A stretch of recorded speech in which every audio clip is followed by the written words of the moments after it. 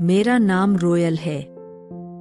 मैंने और रवि ने 1 साल की डेटिंग के बाद शादी की है। शादी में हमारे कुछ खास दोस्त और पेरेंट्स ही आए थे। रवि ऐसा ही चाहते थे। वो चाहते थे कि शादी शॉर्ट और सिंपल ही रहे। हम लोग यहाँ बड़े शहर में काम करते हैं। रवि के माता पिता गांव में ही रहते हैं। रवि ज्यादा गांव जाते नहीं। जब कभी मम्मी पापा को मिलना होता है तो वो हमें शहर में आकर ही मिल लेते। हमने एक छोटा सा घर भी यहाँ अभी ले लिया है। शादी के चलते मैंने अभी नौकरी छोड़ रखी है। हमारा घर रोड के साइड में ही है। खिड़कियों से रोड दिखाई देती है। हमारे किचन की खिड़की से भी रोड दिखाई देती है। रवि का ऑफिस का टाइम सुबह 9 बजे का है। सुबह में रवि के लिए खाना बनाती हूँ। अभी कुछ दिन मुझे खिड़की के बाहर एक लड़की दिखाई देती है। पता नहीं क्या देखती है। आज फिर मेरी नजर खिड़की के बाहर गई रोड के दूसरी तरफ। वही लड़की ज्यादा उम्र की नहीं थी, 26 की होंगी। हमारे घर की तरफ आज फिर से देख रही थी। पहले दिन मैंने सोचा कि कोई होंगी, लेकिन वो 3 से 4 दिन से लगातार आती मुझे दिखाई दे रही है। मेरे मन में सोचा कि जाकर उससे बात करूं। शायद किसी और का घर समझकर हमारे घर की ओर देखती रहती होंगी। सुबह रवि सोए हुए थे। वो फिर वही दूर खड़ी दिखाई दी। इस बार मैं बाहर गई। मुझे अपनी ओर आता देख वो और घबरा गई। मैंने उसे पूछा, क्यों, आपको क्या परेशानी है? आप किसे ढूंढ रही है? वो घबराई हुई बोली, रवि यही रहता है। मैंने बोला, हाँ, आप कैसे जानती है? वो इतना सुनकर घबरा कर चली गई। मैंने पीछे से उसे आवाज दी पर उसने सुना नहीं। मैं अपने घर में वापस आ गई। मेरे आने पर रवि उठ गए थे। पूछा, कहाँ गई थी तुम? मैंने बोला, पता नहीं, एक लड़की है, वो हमारे घर की तरफ देखती रहती है। मैंने जब जाकर उससे पूछा तो तुम्हारा नाम भी जानती है। तुम किसी गोरी सी सुंदर लड़की को जानते हैं। रवि यह सुनकर भड़क गए। बोले, पागल हो क्या? कोई कुछ भी बोलेगा और तुम मान लोगी क्या? लेकिन यह सुनने के बाद रवि के चेहरे का रंग जरूर उड़ गया था। मेरे भी दिमाग में कुछ कुछ चलने लगा। रवि जब शाम को आए तब मैंने इस विषय में कोई बात नहीं की। अगले दिन मैं सुबह उठी तो रवि पहले से उठ गए थे। मैं किचन में गई तो किचन की खिड़की लगी हुई थी और बड़ी मुश्किल से खोलने पर खुलती थी। मैं कोशिश कर रही थी लेकिन ऊपर वाली कुंडी मुझसे नहीं खुली।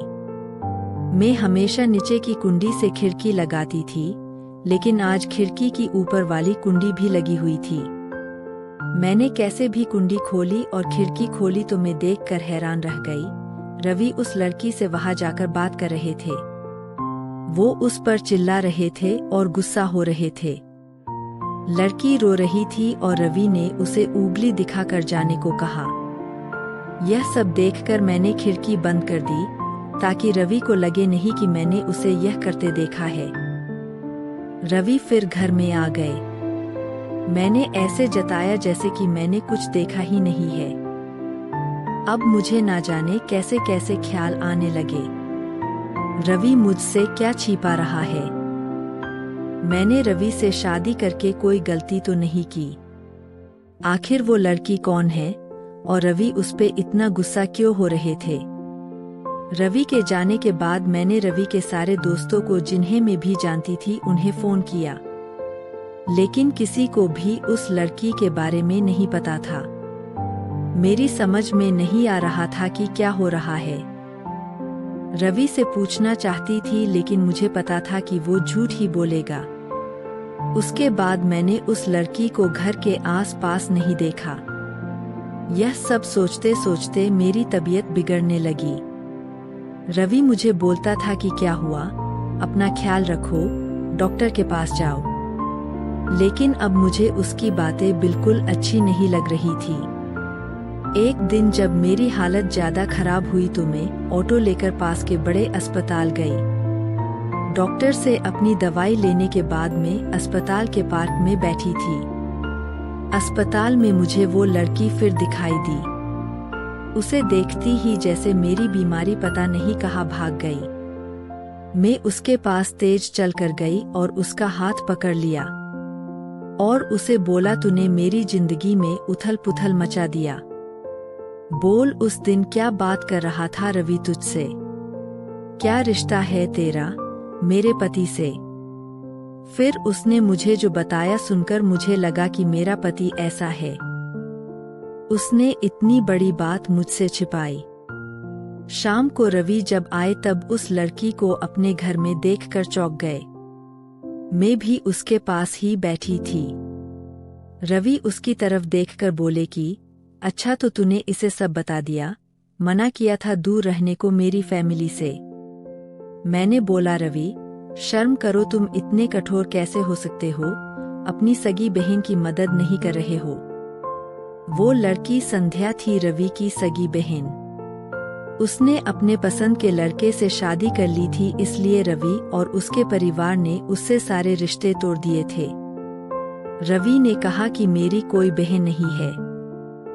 मैंने कहा, इसका पति अस्पताल में है, इसे रुपयों की जरूरत है। बहन नहीं तो इंसानियत के नाते ही तुम्हें इसकी मदद करनी थी। और अपनी पसंद की लड़की से शादी तो तुमने भी की, फिर जो नियम इसके लिए है तुम्हारे लिए क्यों नहीं है? मुझे पता होता तुम ऐसी सोच वाले हो तो मैं तुमसे कभी शादी नहीं करती। जिसको बहन के आंसू नहीं पिघला सके उस आदमी के सीने में दिल नहीं हो सकता। इतना कहकर मैंने अंदर से अपने सारे गहने लिए और संध्या के साथ जाने लगी। हमें जाते देख रवि फूट फूट कर रोने लगा। संध्या भी उन्हें देख रोने लगी। रोते हुए रवि बोले, हमने इसे बहुत प्यार दिया, पापा ने, मम्मी ने, मैंने रानी बनाकर रखा इसे, और यह ऐसे ही एक दिन बिना बताए घर से चली गई। हमारा प्यार तूने नहीं देखा। इसके लिए मैं रात भर रोया कि कहाँ होगी, कैसी होगी मेरी बहन। तब इसे भाई और पापा की याद नहीं आई। अरे मुझसे कहती, तुझे क्या करना है? ऐसे ही चली गई थी ना, अब क्यों आई है? बहन भी बोली, भैया मुझे लगा आप लोग नहीं मानेंगे।